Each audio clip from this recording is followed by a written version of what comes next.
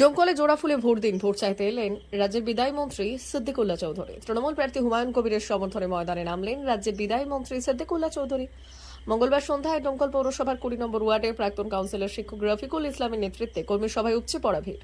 মঞ্চে উপস্থিত ছিলেন সাংসদ আবু তাহের খান সহ একাধিক শীর্ষ নেতা। সভা থেকে ডোমকলে জোড়া ফুলে ভোটের ডাক দাবি এই জনসমর্থনে বিপুল জয়ের ইঙ্গিত দিচ্ছে। অন্যদিকে ডোমকল কেন্দ্রে ত্রিমুখী লড়াই বাড়ছে উত্তাপ। একদিকে তৃণমূল, অন্যদিকে বাম প্রার্থী মুস্তাফিজুর রহমান রানা আর কংগ্রেসের শাহনাজ বেগম। ভোটের ময়দানে গরম। ডোমকলে শেষ হাসি কে হাসবে সেই দিকেই এখন নজর রাজনৈতিক মহল। আপনারা বরাবরই দেখেছেন এবং জানেন যে ডোমকল টাউন তৃণমূল কংগ্রেসের উদ্যোগে এবং আমাদের 20 নম্বর তৃণমূল কংগ্রেসের উদ্যোগে প্রতিটা কর্মী সভা বলুন, নির্বাচনী কর্মী সভা বলে না, আমরা সাংগঠনিকভাবে যদি এই ওয়ার্ডে মিটিং করি, আপনার কর্মী সভা জনসভায় রূপান্তরিত হয়।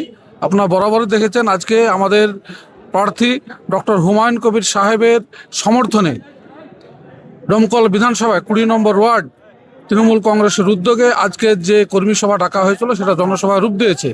আপনারা দেখছেন মানুষের আবেগ, মানুষের উচ্ছ্বাস আমাদের প্রার্থীর সমর্থনে আছে এবং সেটা আগামী দিন 23 তারিখে ভোট বাক্সে প্রতিফলিত হবে।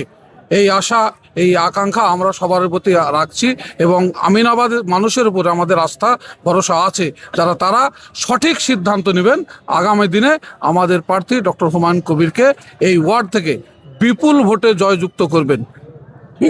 করেছিলাম আমি তৃণমূল কংগ্রেস এসেছি, তৃণমূল কংগ্রেসে যোগদান করার পর এই ওয়ার্ড তৃণমূল কংগ্রেস সেই সময় হেরেছিল। আমি যোগদান করার পর প্রতিটা ইলেকশনে লাফিয়ে লাফিয়ে মার্জিন বেড়েছে। সিপিএমকে পরাস্ত করার জন্য তৃণমূল কংগ্রেস এই ওয়ার্ডে প্রচুর পরিমাণে লিড দিয়েছে, আবার আগামী দিনেও দিবে আমাদের ডক্টর হুমায়ুন কবিরের সমর্থনে। একটা স্ট্রিট কর্নার মিটিংকে নিয়ে যে এত মানুষের সমাগম এবং তাদের যে স্বতঃস্ফূর্ত মনের ভাবকে প্রকাশ করছেন স্বতঃস্ফূর্তভাবে, এটাই যথেষ্ট বোঝা যায় যে কারা জিততে চলেছে। যেদিন 4 মে রেজাল্ট আউট হবে, কোচবিহার থেকে কাকদ্বীপ সবুজ ঝড় উঠবে, এটা নিয়ে কারো কোনো সন্দেহ নেই। সবাইকে এখানে জিজ্ঞাসা করুন, প্রত্যেকটা মানুষ জানে এবং মানে যে মমতা বন্দ্যোপাধ্যায় 4থবারের জন্য মুখ্যমন্ত্রী হচ্ছেন। আর এই যেটা একটু আগে আবু তাহের সাহেব বললেন, আমরা কলকাতার লোক, কলকাতায় ছিলাম, সেই সময় আমরা দেখছিলাম যে সোশ্যাল মিডিয়ায় এবং তাদের যে প্রচার, সিপিএমের রাজ্য সম্পাদক মোহাম্মদ সেলিম এখানে দাঁড়ানোর পর যে স্টাইলে তারা মনে হচ্ছিল যে এমন কনফিডেন্টলি বলছিলেন যে মনে হচ্ছে হয়ে গেছেন এমপি, খালি সময়ের অপেক্ষা, আবু তাহের খামখাকে ছুড়ে ফেলে দেবে, ওদের 5 লাখ ভোটে হারাবে, এরকম একটা ভাব দেখাচ্ছে। আপনার প্রচারে এই সর্বপ্রথম একটা মন্ত্রী এসে প্রচার করলো, অন্য কেউ তো এখন মধ্যে আসেনি, এনে কি বলবেন? মন্ত্রী সাহেব আসুন আর না আসুন, মানুষ মুখ্যমন্ত্রীর সঙ্গে আছে।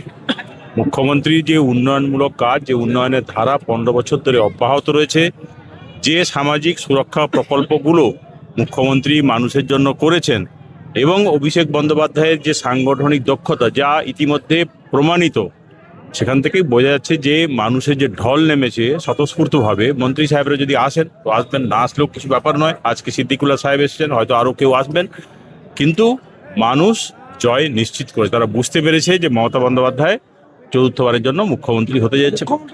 আসার সম্ভাবনা আছে? হ্যাঁ, মুখ্যমন্ত্রী ডোমকলে আসার সম্ভাবনা আছে? ডোমকলে আসার সম্ভাবনা আছে। আমি অনুরোধ করেছি যদি সম্ভব হয় উনি আসবেন।